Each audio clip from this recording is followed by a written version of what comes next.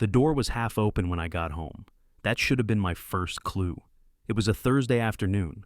I'd just driven back early from a sales call that got canceled last minute.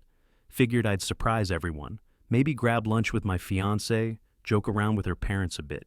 You know, act like a future son-in-law. Instead, I got hit in the face with the truth. They were all in the dining room. Her mom, her dad, my fiancée Danielle, and her little brother Carter. Door cracked just enough for sound to slip through. I heard laughter first, then her mom's voice real clear. "Oh, he won't say a word. Darren's paying for the whole thing anyway, just like last time." Then Carter. "That's what fiancés are for, right?" Laughter. All of them. Like it was some running joke. My stomach dropped so fast I felt dizzy.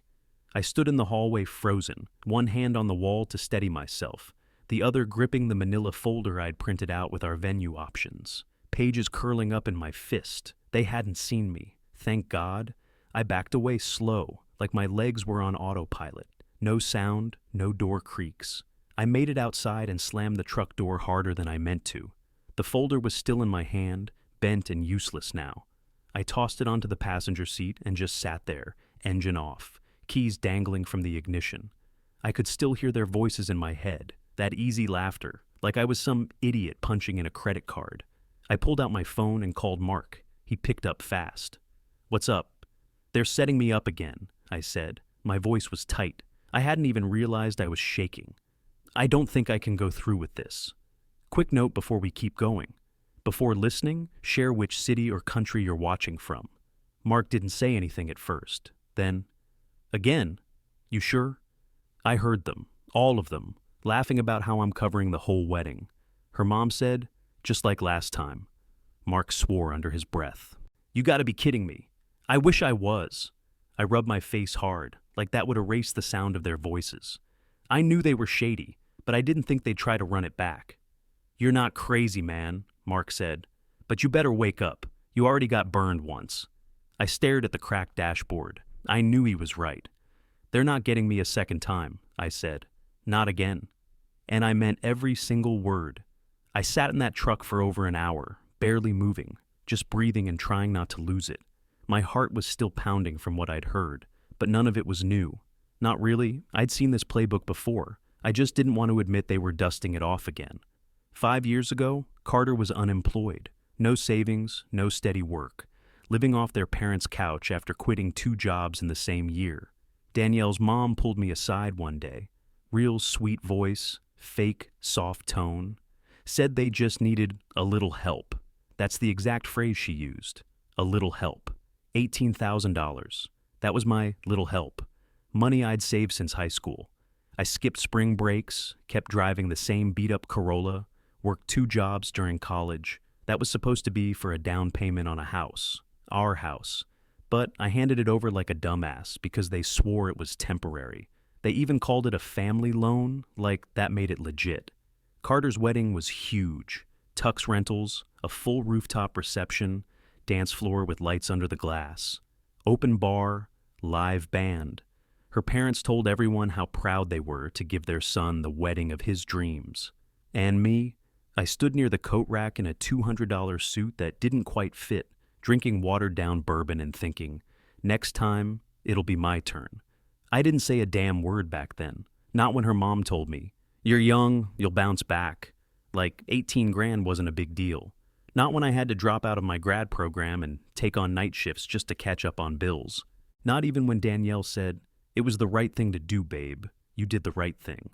But standing outside that house now, hearing them laugh behind my back, it hit me hard. I was still the backup wallet, not family, not a partner, just a means to an end. They were planning everything without me, talking to vendors, picking themes, setting dates.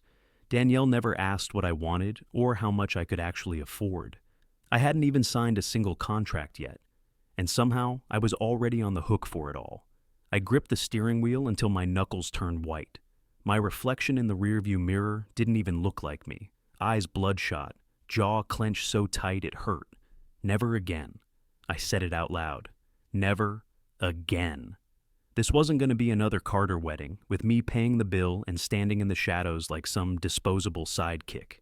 They thought I'd roll over like last time. Let them guilt me, manipulate me, squeeze me dry, and hand them a smile. But that version of me, he's gone. They weren't going to see it coming. I fired off a quick text to Mark. You were right, I've got work to do. Then I turned the key, put the truck in gear, and drove off without looking back at that house. I had a promise to keep. That casual dinner came exactly 7 days later.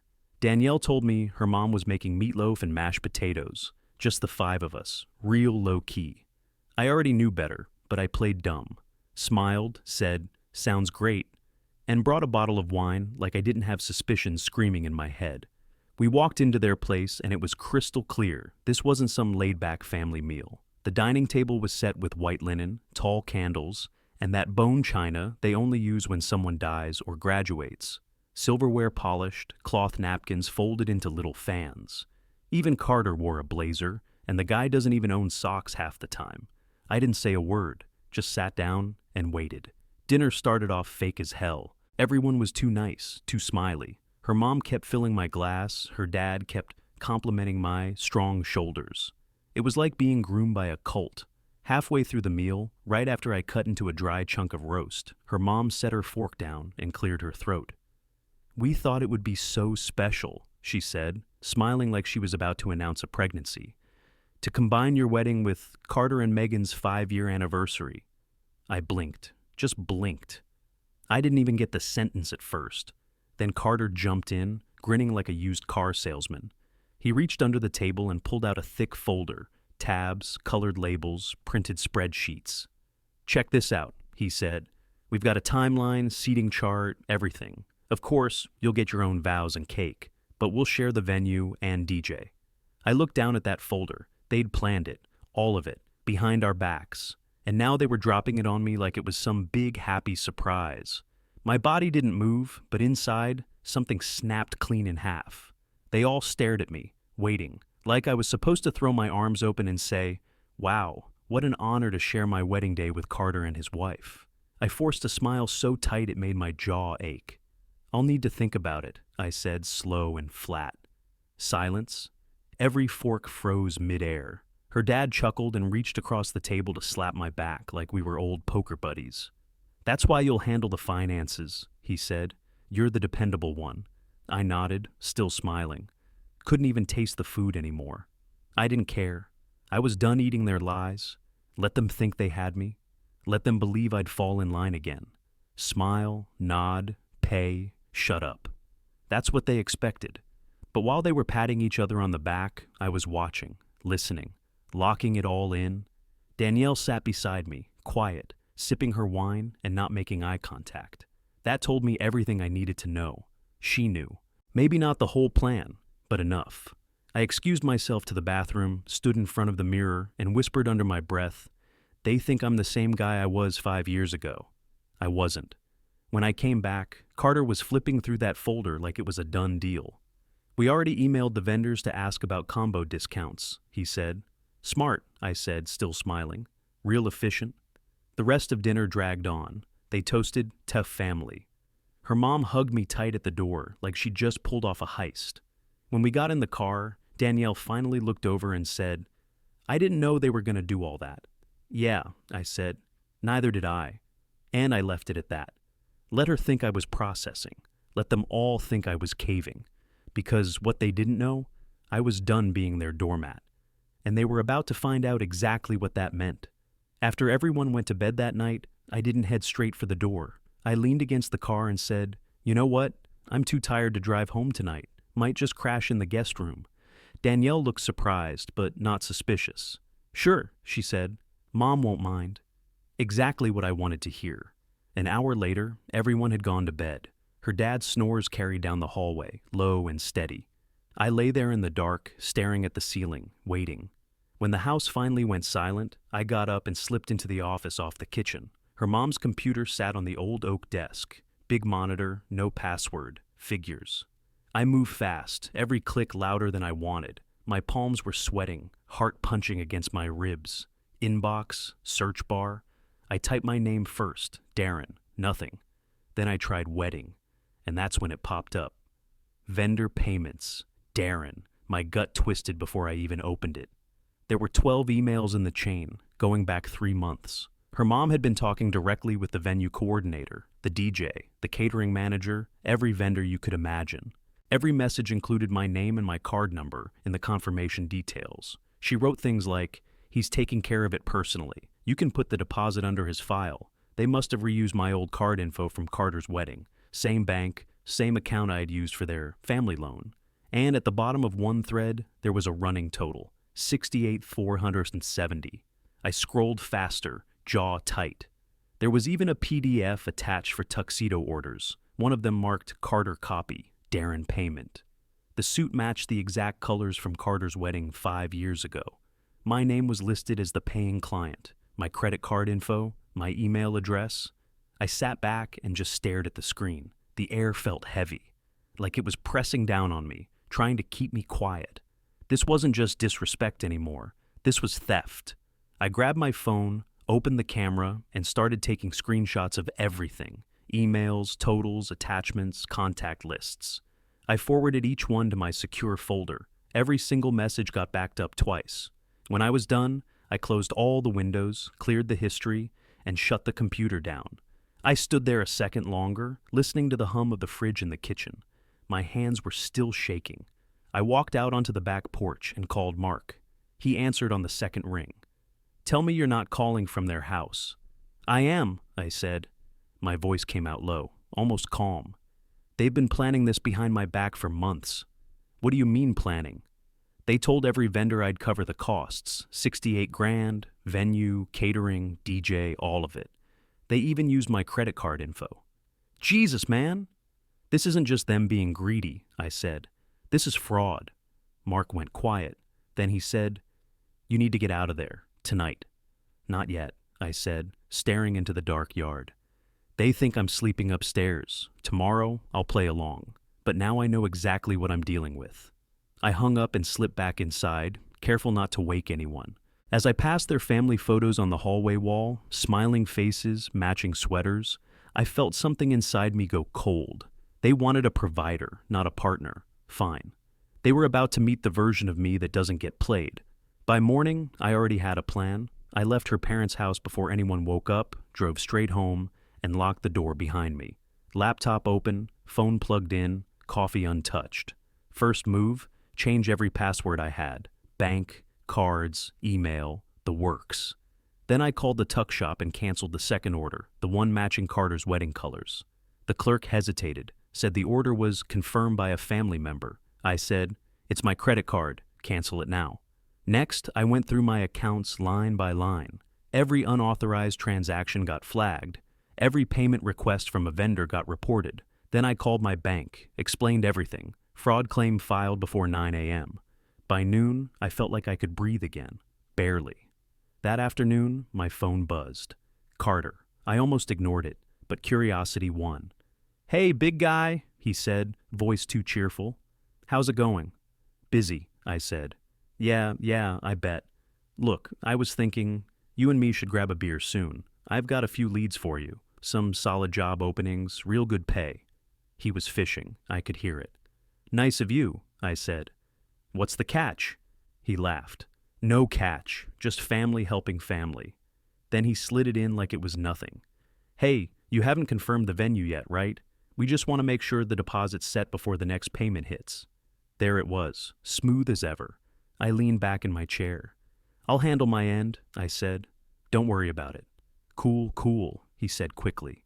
"We just want to keep things on track. Big day, man, big day." I hung up before he could say more. The next morning, her mom called. I didn't even need to check the caller ID. "Darren, sweetheart," she started, voice sugary enough to rot teeth. "I just wanted to let you know. We've told everyone about the joint celebration. I already ordered the invitations. Can you believe how fast this is coming together?" "Yeah," I said flatly. "Crazy." "Oh, and your father-in-law has some exciting news too," she added, tone all chipper. "Right on cue," her dad's voice came on the line. "We've been looking at houses down the road, son. Thought maybe we'd help you two out, if the wedding goes smoothly, of course." There it was again, that little hook hidden under fake generosity. If, always a condition, always a leash. I smiled to myself even though they couldn't see it. "Appreciate that," I said. Let's talk soon. Then I hung up and stared at the phone until the screen went dark. They really thought I'd bite. That day, I started documenting everything. Every email, every voicemail, every call, dates, times, copies, organized and backed up. If they wanted to play dirty, I'd play smarter. No more pretending, no more playing along. I'd learned their game, and this time, I wasn't just going to stop it. I was going to end it. 2 days later, I was at Beckman's formal wear, trying on a charcoal gray suit that actually felt right. Clean lines, sharp fit, no frills. Just simple and solid. Me. Eli sat in the corner with his phone, snapping pics while I adjusted the cuffs. "Dude, this one's it," he said. "Makes you look like you know what the hell you're doing." "Let's not oversell it," I said, grinning. "But yeah, this one's solid." I stepped back into the changing room to try the jacket with a different shirt. 5 seconds later, I heard the door chime, then her voice. "Surprise!" I froze mid-button. Eli's voice followed, confused. Hey." I stepped out to see Carter and their mom standing dead center in the shop, like they owned the place. Her eyes lit up like she was just so thrilled to see me. Carter held a coffee cup in one hand, grinning like he was in on some private joke. "We were just in the area," she said, way too loud. "Thought we'd drop by and see your pic." I looked at Eli, and he looked at me like, "What the hell is this?" The tailor came out from the back. "He's just finishing up with the charcoal," he said politely. Their mom's eyes narrowed like that color offended her. "Charcoal? Isn't that a little dark for a wedding?" "I like it," I said. She opened her mouth to say more, but I was already turning back to the mirror. I took the jacket from the tailor and slid it on again. It fit like it was made for me. Carter stepped closer, pretending to study the stitching. "Yeah, it's all right," he said. Then his elbow accidentally hit Eli's arm. Coffee splashed straight across the front of the jacket. "Oops," Carter said, zero emotion, just stared at the stain like it was nothing. The tailor gasped. Sir, that was off the rack, last of its size." I didn't say a word, just took the jacket off slow, my hands tight enough to tear the seams. The dark stain was spreading, right across the buttons. Completely ruined. Their mom clicked her tongue. "These things happen. We'll just find something together next time. Maybe something brighter." I nodded, jaw locked. "Sure," I said. "Next time?" They left 5 minutes later, smiling like nothing happened. Back at my apartment, I couldn't stop pacing. My hands were still shaking when I called Mark. He answered with, "You okay?" "They ruined it on purpose," I said. "They don't want me picking anything. They want control, total control." Mark didn't joke. He didn't laugh. He just leaned back in his chair and said, "Calm as hell? Time to go nuclear?" I nodded even though he couldn't see me, because he was right. They weren't going to stop, but neither was I. 3 days later, they dragged me to Rose Hill Gardens. Danielle said it was just a walkthrough. But the second we pulled up, I knew I'd been set up. Again. This place looked like something out of a royal wedding. 2 stories, columns, crystal chandeliers you could see through the windows from the damn parking lot. A live pianist played near the front doors like we were walking into a gala. Inside, white tablecloths were already laid out. Champagne flutes lined the bar. Some guy in a tight vest handed me a folder and said, 18 tables, outdoor ceremony space, 180 confirmed guests so far. I raised an eyebrow. Confirmed by who? Your mother-in-law, he said, like it was obvious. Danielle stayed quiet. Her mom smiled tight and gave my arm a pat like I was about to hand her a wrapped gift. Her dad stood off to the side, arms crossed, nodding like this was a business deal he'd already closed. The venue manager motioned us over to the main office. Just need your signature for the deposit, he said, pulling out a thick contract. I didn't sit down. Instead, I pulled out my own folder, black, thick, sealed with a red tab. I dropped it on the table and looked the guy in the eye. Actually, I said, calm as hell, Robert and I need to review all terms. Joint signatures required. Everything froze. Her mom blinked. Danielle shifted in her heels. Her dad's face started to go red. What do you mean, Robert? Her dad asked. Robert, I repeated. My lawyer. The venue guy leaned back slowly.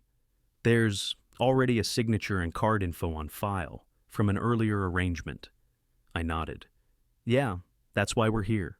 I opened the folder and laid out the printouts, unauthorized charges, vendor emails with my name and card info, invoice screenshots. I slid one last page across the table, the only deposit I actually agreed to. $6,000, different venue, different date. Her dad stared at it, then back at me. "Be reasonable," he snapped. "This is how family handles things." "No," I said, sharp and clear. "This is how you handle things, behind backs, with other people's money." Carter stepped forward, red in the face. "We told everyone. We have guests flying in. You can't just—" I cut him off. "I already did," I said, looking him dead in the eye. "Just not here." Danielle finally spoke. "Darren, wait." But I was already walking. I left the contract unsigned, the manager holding his pen like it just grew teeth, Carter yelling something behind me, her dad muttering threats under his breath. Didn't matter. They could all stay and figure it out. I had better things to do.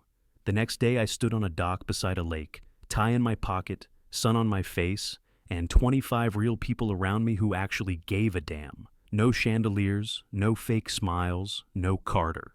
The lake house belonged to a friend of Eli's, quiet, simple, perfect. Folding chairs lined up on the dock, string lights overhead. Danielle walked toward me barefoot in a white sundress, hair loose, eyes locked on mine like none of the chaos ever touched her. She looked better than she ever had, not because of the dress, but because this time she was walking toward me, not a stage someone else built. Eli was best man. Mark stood in the back, arms crossed, proud as hell. Even Robert showed up, said it was important to see a client follow through. As she stepped up beside me, I exhaled something I didn't realize I'd been holding for 5 years. No speeches, no stage moms, just vows. "I don't want perfect," she said, voice steady. "I want honest. I want you." I couldn't speak for a second. Then I said, "I almost lost this. I almost traded it for someone else's idea of what it should be." A breeze came off the water. The world went quiet. "I do," I said, without a doubt in my body. Her hands were warm in mine. I could feel her smile before I even saw it. As we kissed, my phone buzzed in my pocket. Mark again. I slipped it out and glanced at the screen under the tablecloth, while people clapped and someone popped a bottle of cheap champagne.